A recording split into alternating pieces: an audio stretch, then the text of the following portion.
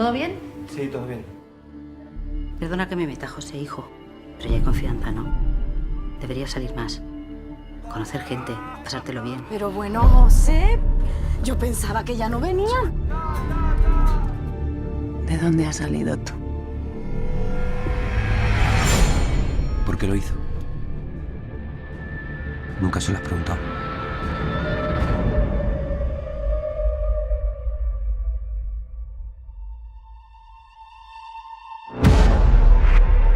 ¿Qué coño está pasando aquí? Tú ayúdame a encontrarlos.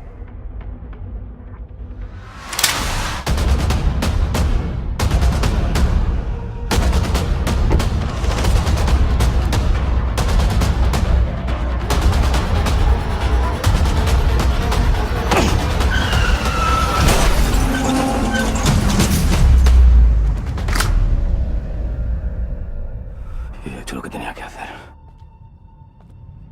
Yo no.